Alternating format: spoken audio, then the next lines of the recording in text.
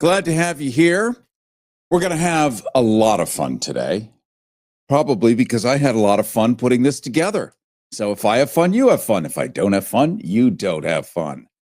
I have been working on a couple of books. I've been telling you about this for a long time. My muse vanished for months. It was terrible. Couldn't write a thing, didn't care, hopeless, like a lot of us, right? Just like, what's the point? And nobody can read. Nobody. An entire 380 million completely illiterate people. Not true. All you have to do is go outside. Oh, yeah, that's right. Be social. Talk to people.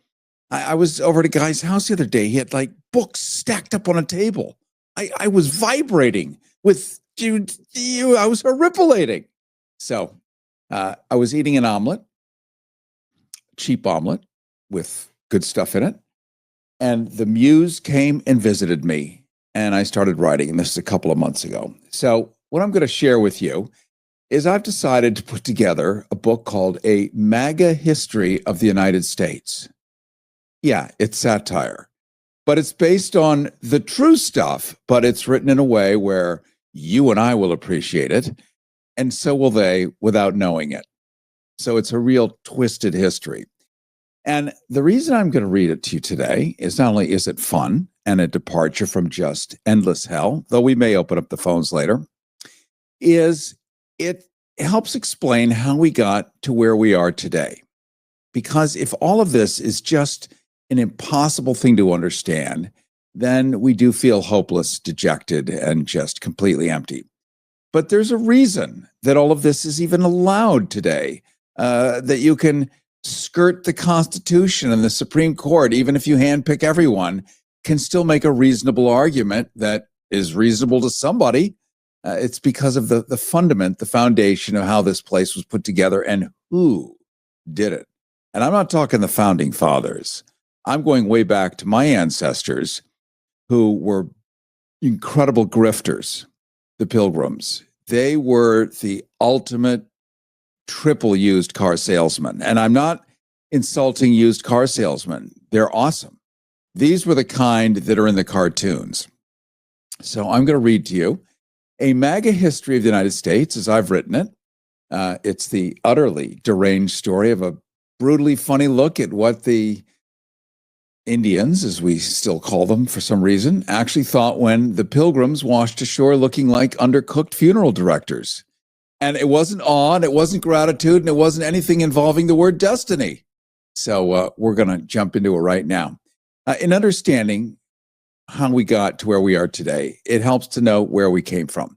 Speaking of coming from, if you have YouTube, if you have Substack, I recommend that you jump on Google right now or any ChatGPT, whatever you use, and check us out live streaming video on YouTube, Substack, and probably a few other places, simply by Googling Cary Harrison, C-A-R-Y, Cary Grant spelling Harrison. You can also get our newsletter at caryharrison.com, where other stuff that we cannot do on the radio anymore, as you know, I will include in there, plus a full transcript of what I'm going to do today. I'm going to perform this for you because it's really the only way to get it out. So that's Cary Harrison YouTube, Cary Harrison Substack. We're all taught about the Pilgrims. Thanksgiving is their crowning glory every year. And a lot of you are still high on L-tryptophan, I'm sure. But who these Pilgrims really were and what they really did was not handed to any of us in school. What you didn't know is that they vanished for 12 long years. After they left England. And then they went back to England before they even envisioned coming to what we now call America. This is my MAGA history of the United States, but it's based on truth. It just has to be delivered on a pewter platter so that it can be consumed by everybody. So I'm going to start at the very beginning. I'm going to end up not today, but writing in the future about good old witch burnings all the way up to the present. But for now, how it all started and how it looks almost the same. And we're not just trying to hide anymore. Okay. Chapter 1, How to Flee Every Country Until You Finally Find One Without Neighbors. The Pilgrims, those paragons of piety, those stalwarts of sobriety, or so the history books would have you believe. The truth is, those guys were a bunch of slobbering, stumbling, drunken louts. These were my ancestors on my mother's side of the family. These were not your run-of-the-mill religious refugees. No, these were the sort of people who thought wine was a gateway drug and theater was Satan's personal Netflix account. Now, let's not pretend they were chased out of England for being too pure. They weren't persecuted, they were avoided. Their first stop on the Tour d'Aliénation, Tour of Alienation, Amsterdam, a city so tolerant it lets streets run with hash smoke, pickled herring, and the occasional naked anarchist juggling Protestant pamphlets. But even Amsterdam, the global capital of live and let snort, found the Pilgrims a bit much. These were people who could make a potato famine look like a garden party. They crashed into town like a Puritan Yelp review. Too sinful, 0 stars. The Dutch, who could cohabitate peacefully with Catholics, with Jews, with hookers, with windmills, took one look at these scowling refugees and said, that's enough of that. Imagine being so intolerable that even the Dutch, masters of religious shrugging, ask you politely but firmly to off. So the Pilgrims trudged to Leiden, a lovely little university town whose greatest sin was not reading the fine print on the immigration forms. Yes, bring your families, start your linen workshops. Absolutely. Let's diversify the gene pool with these beige-souled Calvinist rejects. 12 long, droning years later, the Pilgrims had managed to out-Puritan even the local monks. They refused to integrate. They wouldn't learn the language, or how to be joyful. And regarding their children learning Dutch as a one-way ticket to hell. Yep. They didn't want their kids growing up tolerant, curious, God forbid, happy. No, these pious buzzkills believed that Leiden, like every other town on earth, was just another Sodom with better plumbing. The townspeople finally reached the inevitable conclusion. These people suck. This is back around 1625 now. And not in the entertaining way a libertine sucks, but in the soul-curdling way that someone sucks all the air out of the room by reciting Leviticus at a dinner party. And so Leiden, gracious, patient, Leiden, Holland, Netherlands, gently escorted them toward the exits, probably handing them a complimentary clog and a loaf of bread on the way out. Thank you for your rigid hostility and spiritual smugness. Please, never come back. And where to next? Why, across the Atlantic, of course, where no one would be around to kick them out for the next several hundred years. Thus, these delightful theocrats boarded the Mayflower, hell-bent on founding a nation where they could finally be free to oppress everyone else. And that is how a bunch of moral auditors fled the only country sophisticated enough to dislike them, only to plant their flag in someone else's backyard and call it liberty. Chapter 2. The Great Retreat, how the Pilgrims fled Holland, sank a ship, terrorized 2 ports, and still somehow made it to America. Cary Harrison with you, by the way. This is the Cary Harrison Files, performing a chapter from my upcoming book called A MAGA History of the United States, all about our Pilgrims and how this country was started and how it today seems to reflect their original plan, not the founding fathers, but the Pilgrims. So leaving Leiden, Holland wasn't so much a decision as a public service announcement. After 12 years of sucking the joy out of the Netherlands like a holy shop vac, the Pilgrims finally read the room, mostly because Leiden held up a big wooden sign that said, "Please go away." The Dutch, renowned global masters of tolerance, had endured these pious sandbags far longer than necessary. But there's only so much a city can take. At some point, you prefer Spanish occupation again. So armed with righteousness and a lifelong allergy to pleasure, the Pilgrims waddled down to Delfshaven and boarded the Speedwell, a ship so tiny and depressing it looked like it had been built as punishment for disobedient carpenters. This was not a vessel. It was a floating warning label. The plan was simple. Take this soggy Dutch walnut shell across the channel to England and meet the Mayflower, a proper English ship operated by professionals who had not yet met the Pilgrims and were therefore still in good spirits. Now, you'd think returning to England, the very place they'd fled in a huff, might embarrass them. But shame requires self-awareness, and the Pilgrims traveled without that particular luxury. They rolled into Southampton, immediately, that same place the Titanic left, by the way. They rolled into Southampton, immediately suspicious of the locals, the sailors, suspicious of the docks, suspicious of the breeze, and especially the concept of merriment. The residents in turn viewed these black-clad sermon dispensers the way you might view a swarm of moths headed straight for your curtains. The Speedwell, eager to put an end to all this, began leaking before the Pilgrims even left the harbor. The ship didn't just leak, it gushed. Well, it protested. It tried in its own wooden way to drown itself rather than endure a voyage full of psalm recitations and dietary restrictions. Yet the Pilgrims insisted that God was testing them, which was a polite way of saying God wants us to stay here, you obstinate nincompoops. Undeterred, they tried again. The Speedwell began hemorrhaging water with the enthusiasm of a zealot discovering a new sin. Back to port they went, this time to Plymouth, England, dragging morale, credibility, and tolerance behind them like tattered rigging. By now, the sailors, already forced to hear long lectures about dancing, whispered that the Speedwell wasn't broken, it was sabotaged, not by political enemies, by its own crew, who decided that sailing across the Atlantic with these sanctimonious gargoyles was a fate worse than a watery grave.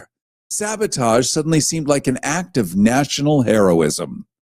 Finally, the truth could no longer be choked down. The Speedwell was unfit for duty, unfit for travel, and frankly, unfit to be seen in public. The Pilgrims dumped it like a bad marriage settlement and shoved themselves onto the Mayflower instead. All of them, in one ship.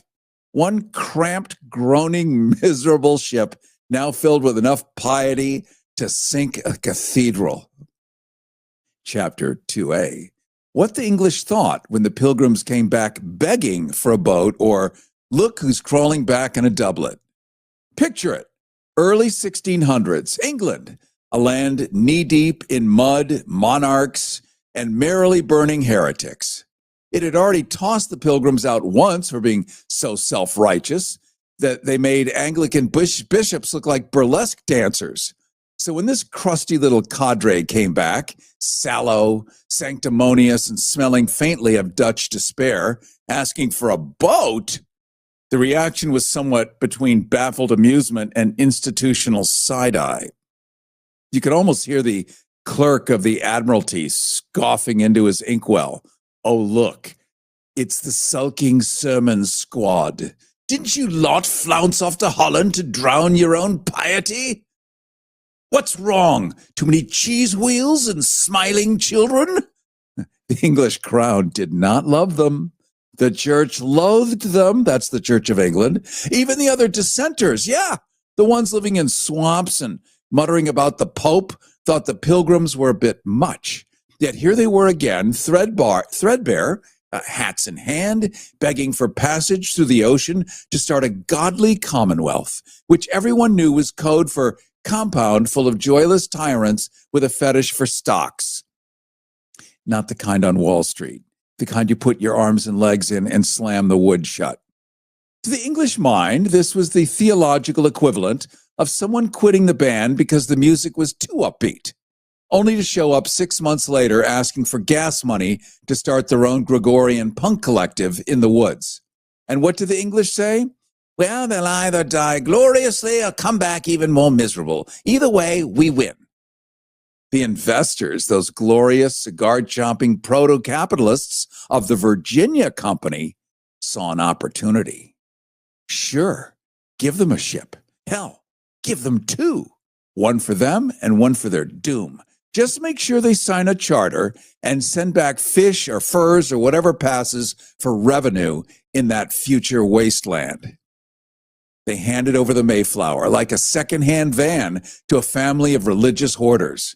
No doubt they waved them off with a smile and said, "Good luck building your utopia in a frozen forest while screaming at squirrels for breaking the Sabbath." And as that sad little boat creaked away from the docks, this would be the vaunted Mayflower, paintings of which are masterful today. That little sad boat creaked away overloaded with black hats, salted meat, and enough judgment to drown a Jesuit. The English leaned back. They leaned back. They didn't learn anything. They taught. They leaned back, took a long drag from their pipe, and said, "Well, that's one way to export the national embarrassment." And so in September of 1620, after stalling, backtracking, leaking, praying, and confusing sabotage with divine wrath, the Pilgrims finally left England from Plymouth, the mother country they once accused of being insufficiently holy.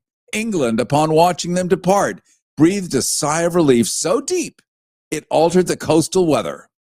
Behind them, they left Leiden, still airing out its homes from the great moral mildew infestation of 1609 to 1620. And you know what that mildew was. Ahead of them, an ocean, a continent, and millions of unsuspecting inhabitants about to meet history's most humorless landlords. The textbooks told me that this voyage was brave. It was noble. It was destiny-defining. But history, if it had a tongue loose enough to speak plainly, would admit the truth. The Pilgrims were kicked out of Holland, annoyed England into sabotage, drowned a ship, and accidentally made it to the New World because the Atlantic couldn't leak fast enough to stop them. But they did have to get those investors. This is the birth of capitalism. Chapter 3. Cary Harrison with you. This is the Cary Harrison Files. Don't forget, we're live streaming video right now. You can simply Google Cary Harrison YouTube or Cary Harrison Substack, or if you have Instagram, like who doesn't, live streaming right now on Instagram too, Real Cary Harrison, RealCary Harrison. You can see the live video right now as I am performing, as it were, chapters out of my upcoming book, A MAGA History of the United States. Thanksgiving just in the rearview mirror. How did we get here? Not that Abe Lincoln created it as a holiday, but who were the folks around which this mystical, magical holiday is built? This is the birth of capitalism as we know it. Chapter 3, the Mayflower Pub Conspiracy. And so our grand American misadventure began not with trumpets or divine visions, but with a nation of subjects so thoroughly cowed by their king that criticizing his haircut could send your head rolling down an alley like a dropped turnip. Privacy did not exist. Dignity barely survived. The English crown owned its people the way a butcher owns pigs. Legally, absolutely, and with no illusions about their fate. It was England, of course, so naturally it all began on a dark and stormy night. Every English disaster begins on a dark and stormy night, as if the island itself insists on melodrama. Rain battered the thatched roofs of Rotherhithe, while the Pilgrims, those professional mourners of the 17th century, sloshed into the Mayflower pub, a den of such rancid squalor that even rats avoided the place for sanitary reasons. The air was thick with a bouquet of stale beer, human despair, and boiled cabbage, a fragrance with the power to exfoliate the soul. The floor clung to boots like a desperate lover. The walls glistened with condensation and failure, and the conversation was as sticky as the tables, which was sticky for other reasons too, because back then pubs had an upstairs, kind of like the Wild West. And inside there, in the gloom, at the battered wooden slab of masquerading as a table, the would-be founders of America gathered. a guttering candle illuminated a cluster of Puritans whose expressions suggested that God had personally offended them. Bradford sat hunched like a man furious with heaven, but too pious to file a formal complaint. Brewster wore the pinched expression of someone who had been constipated by theology for decades. Winslow, too young to know better, too old to avoid trouble, brooded like a child imitating adult misery. Even the ladies of the pub contributed to the scene, bedraggled courtiers of cheap ale and cheaper perfume, one sporting a bosom crowned by a hairy mole, so defiant it could have petitioned Parliament. So into this fog of damp wool and righteous resentment arrived Miles Standish, a compact storm cloud of martial irritation. He had the look of a man who entered every room ready to suppress a rebellion, even if that room contained only a broom and his own reflection. His presence did little to elevate the tone. What emerged at that table, between the sloshing mugs, the leaking ceiling, and the barkeep, who hadn't cleaned anything since the invention of dirt, was the first miserable spark of the American experiment. Not the noble yearning for liberty later peddled to school children like me, like you, but the shared conviction that England had simply run out of tolerable things to complain about. The men stewed in their grievances like root vegetables in a medieval stew pot. Their homeland, they agreed, had become an intolerable circus of taxes, bishops, the king's increasingly deranged financial innovations. Window taxes were the newest invention, charging citizens for the privilege of sunlight. Had the regime survived long enough, no doubt it would have levied a tariff on blinking. A tariff on blinking. The mood darkened further. Does this feel familiar? The mood darkened further as each man silently rehearsed his resentments. Bradford brooded on the omnipresent stench of idolatry and damp. Brewster contemplated the moral obscenity of episcopal hats large enough to shelter livestock. Winslow envisioned a realm where every bodily function, from breathing to defecation, might soon incur royal fees. Standish, less philosophical, simply entertained fantasies of punching the archbishop. And somewhere between the grumbling and the glaring, a scam was born. Brewster had brought a rumpled scroll, a fledgling business venture wrapped in piety and lies. A colony, he believed, could be swindled into existence. The merchants of London, those gamblers of empire, would be promised furs, promised timber, riches, tobacco, and anything else not nailed down. The unfortunate reality that they themselves were barely capable of sustaining a vegetable patch would be revealed only after it was too late. We're going to pause for a second. My irreverent MAGA history of the United States, based on fact, but put on a pewter platter so can be consumed by all. We'll continue in just a second here on the Cary Harrison Files. Live streaming video, simply Google Cary Harrison YouTube, Cary Harrison Substack. You can also see us live right now on Instagram as we continue here on the Cary Harrison Files on KPFK 90.7 FM, Los Angeles. This pussy grabs back. The Cary Harrison Files. CaryHarrison.com.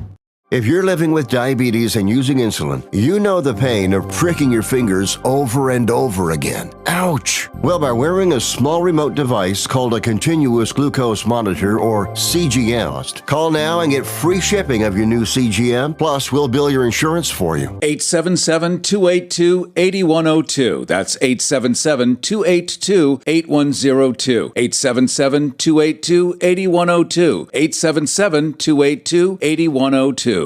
And it is the Cary Harrison Files, live streaming once again on YouTube, on Substack, on Instagram. Simply Google Cary Harrison, CaryHarrison. Don't forget to get our newsletter, because there's less and less we're allowed to do on the radio for all the reasons I've told you, from Palantir to being listed by name in Project 2025. So we have to do a lot of Jonathan Swift use a lot of metaphors, Brobdingnagians, Lilliputians, little L. Frank Baum, little Mark Twain, Samuel Clemens, rather, and just create lots of cool metaphors. Thus, I am working on this book, not quite finished, but it will be soon enough, called A MAGA History of the United States, the real history of this joint, how it came to be. My ancestors were on the Mayflower. On the other side, we got here in 1640. Another ancestor, Abraham Lincoln. So I'm stitched throughout this place, and I'm writing the history of it in a fun way where even I can tolerate it.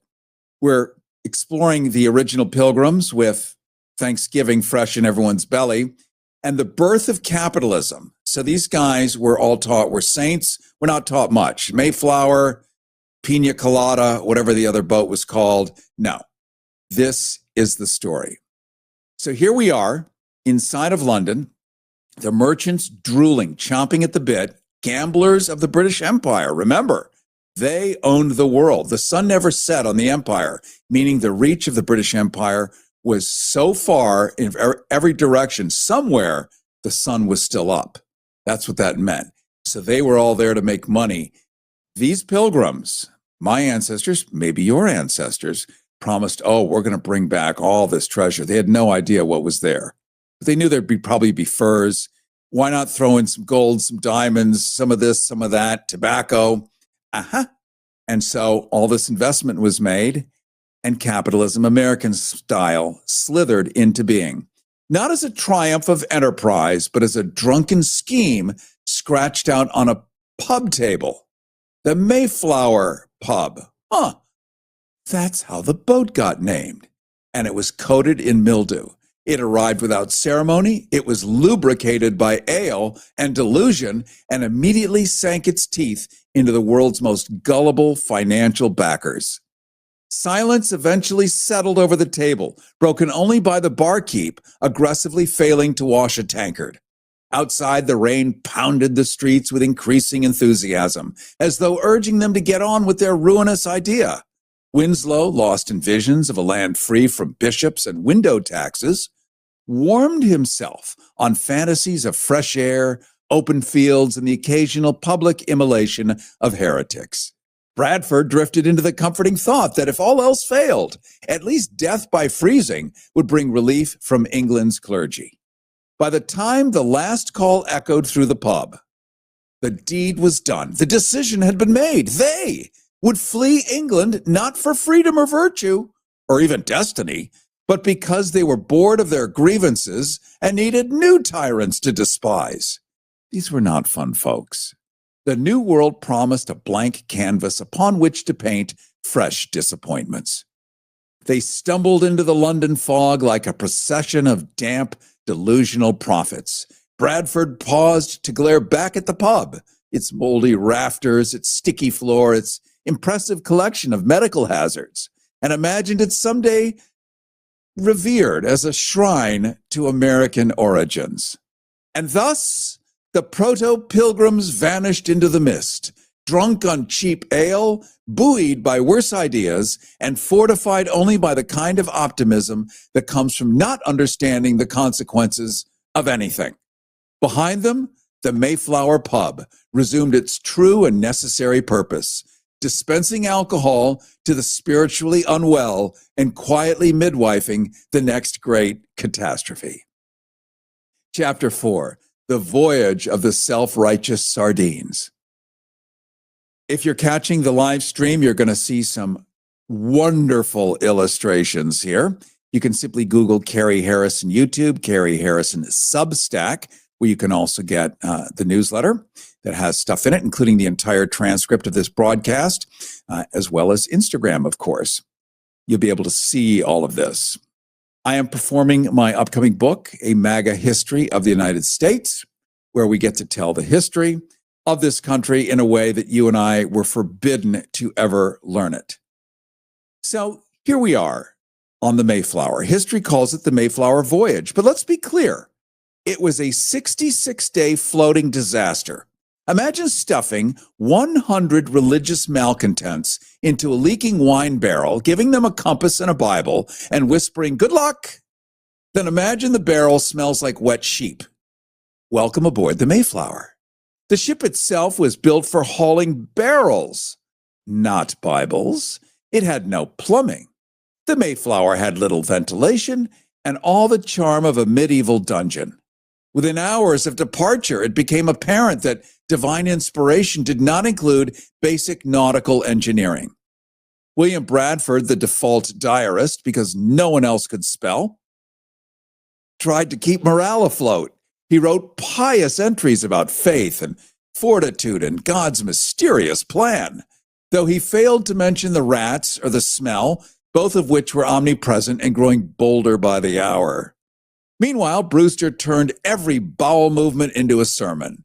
Quote, "Let this constipation be a lesson from the Lord." He'd declare this while others prayed for either a miracle or a shipwreck. By week 2, half the passengers were seasick and the other half were thinking fondly of the Church of England. Think about that. Edward Winslow kept a brave face, though he confessed to missing windows, even the taxed ones. Miles Standish, somehow not yet mutinous, spent most of the voyage sharpening knives and muttering to himself in Latin. He claimed it was prayer. Others suspected he was rehearsing. The food ran out almost immediately, which was impressive, considering it had already gone bad before they left port. Meals on the Mayflower consisted of moldy hardtack, suspicious pickled things, and occasional dried fish that looked and tasted like it had already died twice. There was, of course, a storm, because of course there was, the kind that tears sails, breaks masts, and inspires panicked psalms shouted at the sky. Brewster saw it as a divine test. Standish saw it as Tuesday. During one particular violent gale, a main beam cracked. It looked like the voyage would not end in glory, but in a soggy group baptism. Bradford, ever the optimist, recorded that God provided the means for our salvation. What he meant was that someone propped up the beam with a great iron screw, which was likely stolen from the cargo. Thus, the foundation of American resilience. Theft and makeshift carpentry. I'm just going to have some coffee. This is the sound of me pausing to have a sip. Everybody wants cheap airfare, but where do you find it? Well, you call low-cost airlines because they specialize in cheap flights, in discount hotel rooms, in cheap car rentals, and with the best price guarantee. Often 75% off. 901-235-1795. 901-235-1795. 901-235-1795. 901-235-1795. Maybe you heard that. You know, in the old days in radio, you would never let somebody hear you drink coffee. But those old days are long gone, like the Department of Education. Back to a MAGA history of the United States. Cary Harrison with you. This is the Cary Harrison Files. Miraculously, no one died on the way in the Mayflower, though a few passengers seemed to be negotiating with God for the privilege. One sailor who mocked the psalm-singing pukes was struck down with disease shortly after, interpreted as divine justice by everyone except his widow. Nations have been built on greed, they've been built on lust, on conquest and scandal, but never before had the fate of a would-be empire hinged on the dregs of an ale barrel and a captain's refusal to share. Yeah. Aboard the Mayflower, beer had been the only functioning institution. The water was a slick, green algae liquid masquerading as divine punishment. It shimmered in the barrels like something dredged from the bottom of hell's birdbath. I mean, think about it. You're surrounded by nothing but salt water, and all that fresh water sitting in barrels becomes, so unfresh, so fast. It's not like the wood has been somehow cleansed and pasteurized here. It's wood. So these barrels holding water that seem like something dredged from the bottom of hell's birdbath fit only for killing livestock or seasoning torture devices, beer, by contrast, remained loyal. It was liquid sanity in a world designed by a sadistic deity. The Pilgrims, those human embodiments of frostbite, drank it not for pleasure, they for bad pleasure, remember? They drank it for survival. And it had a side effect of a hell of a buzz. Their livers, overworked and underappreciated, achieved more miracles than their entire theology. Each pilgrim, including infants, whose first solid food was Calvinism, consumed a gallon of ale a day. This was not decadence. It was triage. Beer was the only thing that kept the sermons from outlasting the passengers. Then came landfall. Not the warm embrace of Virginia, where their investors expected them to settle and die productively, but Massachusetts, a slab of frozen desolation, presumably rejected by glaciers as too inhospitable. Their course had not been guided by Providence, but by the unstoppable physics of human desperation. Captain Christopher Jones, a man mercifully uninterested in nonsense, informed the passengers with the calm brutality of a mortician that the remaining beer was reserved for the return voyage. What? Return voyage? If the zealots wanted hydration, they were invited to go drink the Atlantic. And so, with a single sentence, he initiated America's first alcohol shortage and booted the entire congregation onto the nearest beach like unwanted cargo. William Bradford later recorded with a straight face and a dry quill that they were, open quote, much spent, especially of their beer. This was like describing the Great Fire of London as a bit warm. When stripped of ale, this community of Puritans, of sanctified neurotics, transformed into something between a doomsday cult and a mob of detoxing lunatics.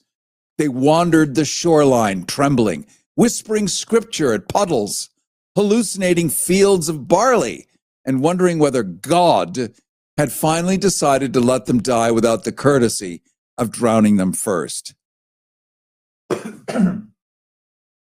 Chapter 5. Provincetown ahead. Uh-oh. If you don't know about Provincetown, Massachusetts, P-Town, those of you who do, you'll get it. The sight of the new world filled them with awe, with dread, and an overwhelming desire to never see another salted herring again. They dropped anchor at Cape Cod, a spot they had absolutely not intended to reach. But as history has taught us, if you plant a flag and write about it convincingly enough, no one will notice you got completely lost.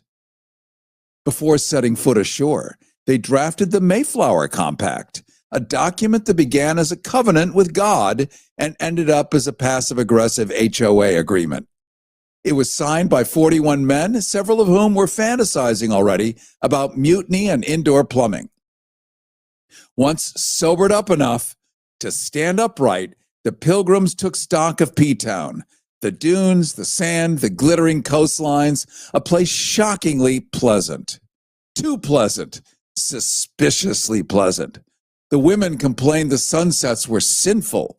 The men complained the air felt frivolous.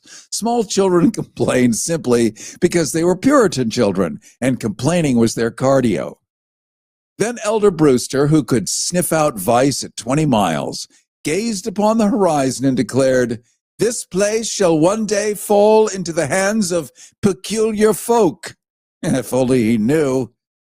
He foresaw men in silk and enough joyful decadence to send a Puritan into anaphylactic shock. The Pilgrims panicked and fled immediately. The first recorded instance of straight people fleeing Provincetown on instinct alone. Chapter 5a. Cary Harrison with you. This is the Cary Harrison Files.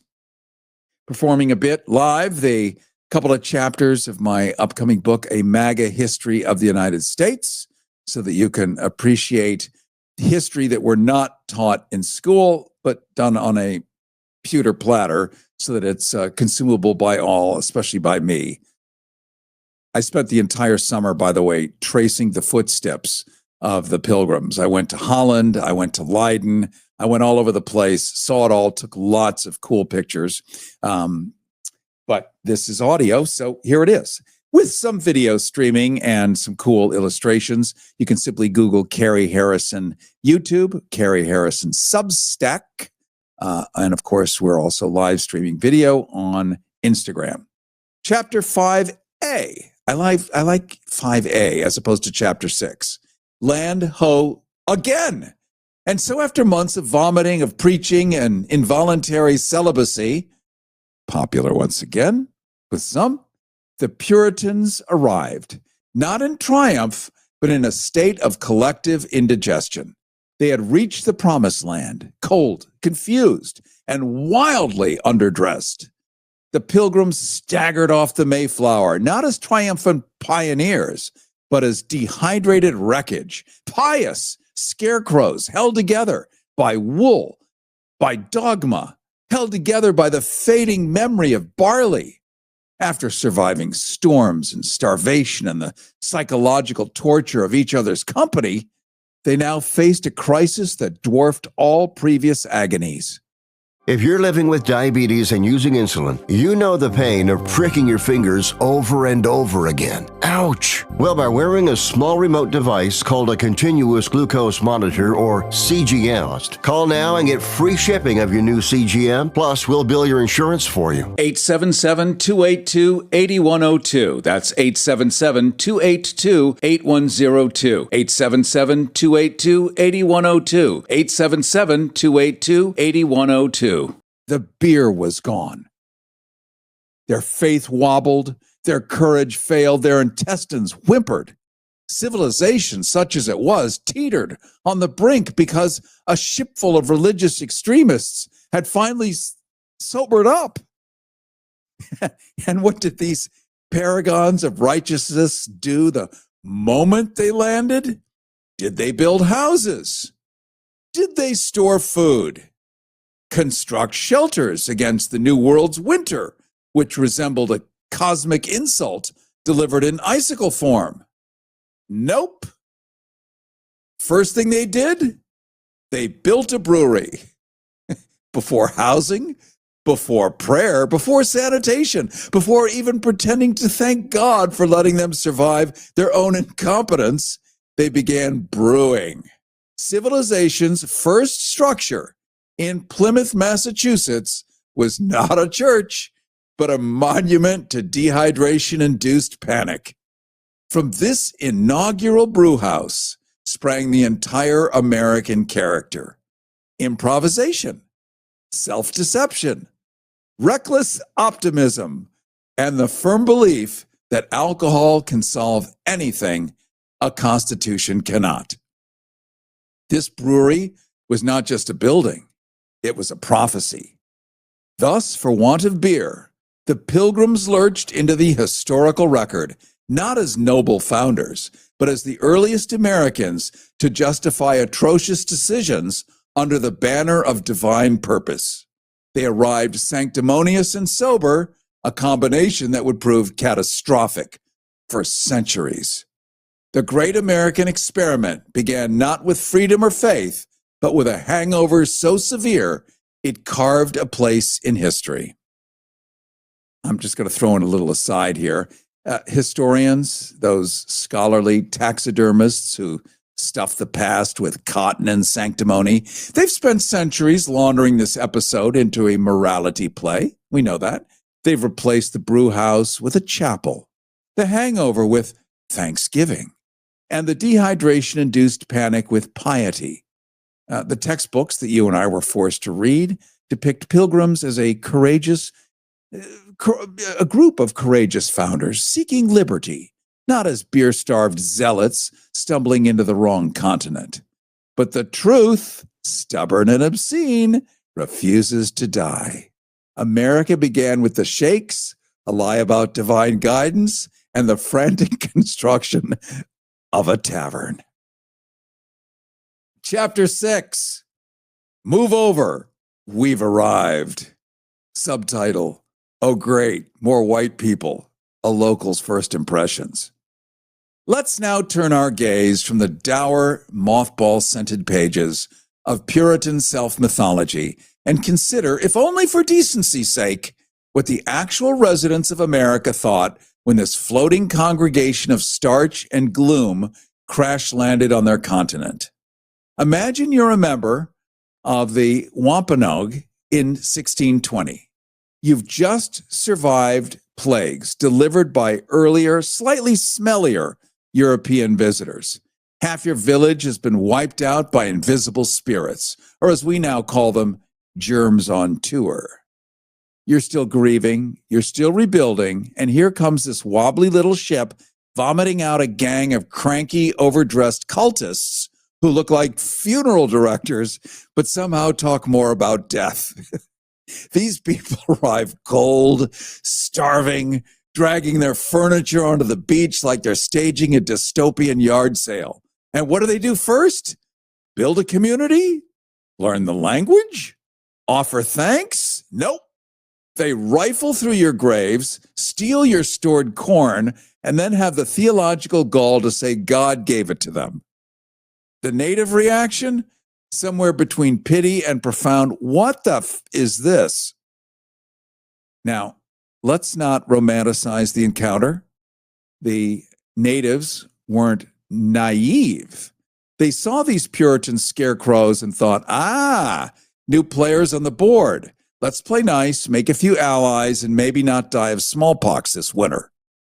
Their leader was pragmatic, a sort of 17th century tribal HR manager trying to prevent another PR disaster involving European diseases and body snatching. A native man named Samoset walked into their ragged camp one day, the Pilgrims' ragged camp, and to their complete shock, greeted them in English. Imagine the scene. Half-starved colonists dressed in flea-ridden burlap, blinking in disbelief at a man who not only spoke their language, but didn't immediately murder them. Samoset introduced them to Squanto, a man who had survived enslavement, transatlantic travel, and the full spectrum of European nonsense, and still agreed to help these walking disasters grow food, help them find water, help them survive nature without accidentally setting themselves on fire. It's hard to overstate this. Without Squanto, they would have been historical footnotes. It's a cautionary tale, a punchline without a setup. Squanto extended a diplomatic hand, not out of spiritual kinship or because he enjoyed the musical stylings of psalm-screaming Puritans, but because politics is politics, and the enemy of my enemy is, well, deeply annoying, but potentially useful. And in return, the Pilgrims threw a harvest dinner so dull it needed mythology to make it edible. The so-called First Thanksgiving was less a cultural potluck and more a strained HOA meeting with roasted fowl. One side trying to share corn, the other trying to baptize it. Over time, the relationship soured faster than colonial milk. These self-anointed saints weren't content with survival. Nope. They had a divine itch that could only be scratched by land, by laws, and the occasional armed sermon. And when more boats arrived, each one stuffed with joyless replicants in woolen armor, the native response slowly turned from confused hospitality to, oh, for the love of great spirit, not more of them. Yeah, the natives would eventually see the writing on the wall, written, of course, in stolen ink or stolen land. These weren't guests. They were squatters with a persecution complex and an itchy trigger finger. So what did Native Americans think of the Pilgrims? They thought they were weird. They thought they were loud. They thought they were bad at everything except making funerals out of a Wednesday afternoon. But mostly they thought, if this is what Christianity is, you can keep it in a locked box, underwater, preferably tied to a Puritan. Cary Harrison with you. This is the Cary Harrison Files live streaming video on YouTube, on Substack. Also on Instagram, you can simply Google Cary Harrison, Cary. Also get our newsletter where we're going to have an entire transcript of this, plus other stuff we simply no longer can do on the radio. Reading to you from my upcoming tome, A MAGA History of the United States. I'm just taking you through the recent holiday. I'm going to be, I haven't yet worked on witch burning and all the other fun, frolic, mayhem, and merriment that is our history all the way up through, slavery, the whole soup, cat, and pizzas all the way up to today. But here we are enjoying the recent experience. Chapter 7, The First Winter of Incompetence and Scurvy. The Pilgrims landed in November, which any farmer, fisherman, or person who has ever seen a calendar can tell you is not the optimal season for founding a civilization. But these were not practical men. They were people who believed they were divinely chosen, despite being unable to choose an appropriate month to arrive. The ground was frozen, the trees were bare, the local wildlife had gone into hiding, and yet there they were, with no shelter, no food supply, and no plan beyond pray harder.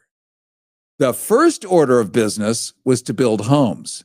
So naturally, they lived on the ship for 2 more months while arguing about how many cubits wide a godly cottage should be. Meanwhile, scurvy swept through the ranks like divine retribution with bad breath.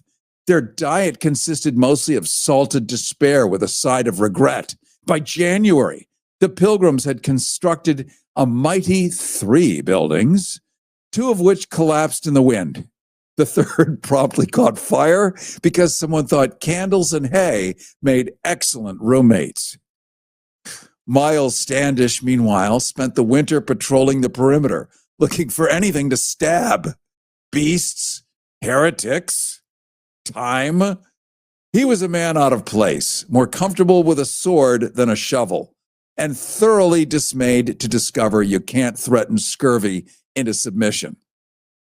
And then came the burials. Quiet, hasty affairs conducted at night so the local tribes wouldn't notice the body count. They buried them in mass graves, then planted corn on top, not out of disrespect, but in a grim attempt at deception. Nothing to see here, just good Christian agriculture. By March, only 47 of the original 102 passengers remained alive. Most were too weak to stand, let alone start a country. Winslow, whose optimism had somehow survived the voyage, now resembled a haunted choir boy with rickets. Yet he still insisted, "We are building a godly society." Thus ended the first winter. Less a triumph of faith, more a testament to sheer dumb survival.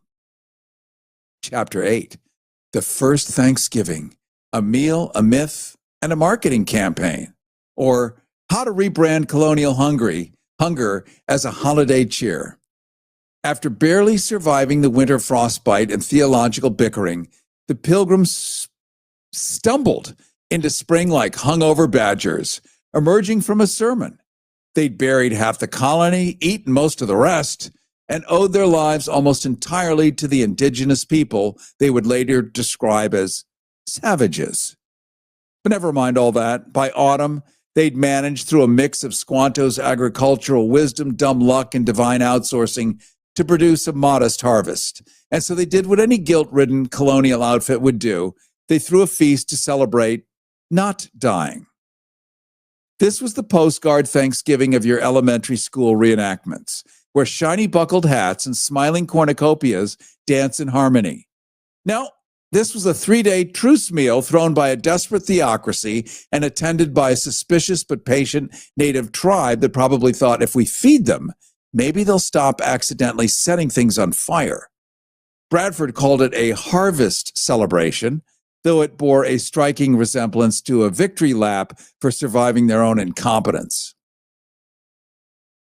You know, the idea of Thanksgiving as a national tradition didn't really catch on until Abraham Lincoln, in the middle of the Civil War, decided America needed a day to act like it still liked itself. He proclaimed a national holiday in 1863, possibly to distract everyone from the bayonets and brother killing. It worked. Later, Norman Rockwell would paint it. Hallmark would monetize it. And Butterball would turn it into poultry theater. The mythology was set. Noble settlers, friendly natives, and a peaceful feast that launched 1,000 lies.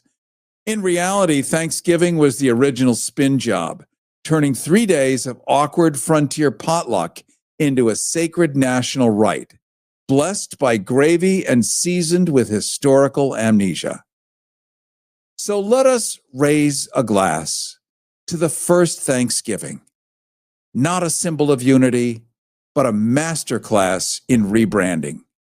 Not a feast of equals, but a buffet of denial. Not the beginning of American greatness, but the soft, buttery launch of its most enduring habit, eating your way through guilt.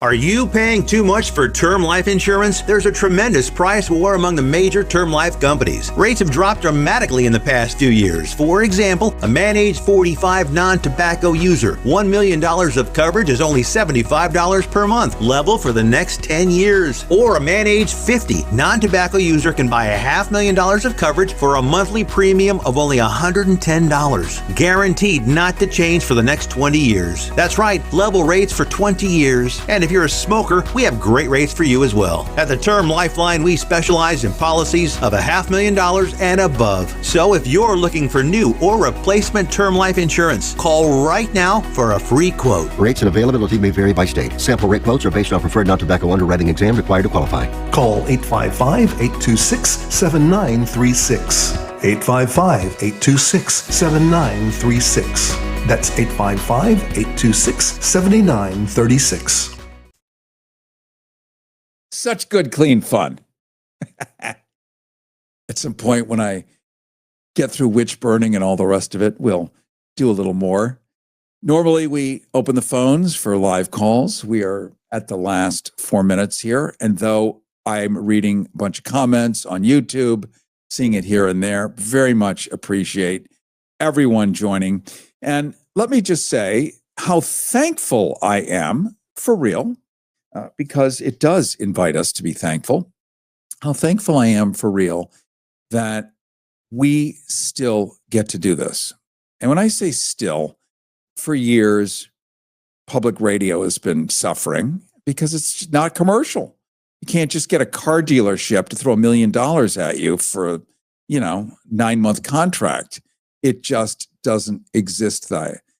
Let's see. I'm just reading a YouTube comment. Sounds like a Shakespeare book, though. Another one. So happy you're live today. We need a true leader telling the truth all day. Well, it does sound like Shakespeare, doesn't it? That's kind of my style. That's the thing. My people, can you write this? Can you write? And I try to write seriously.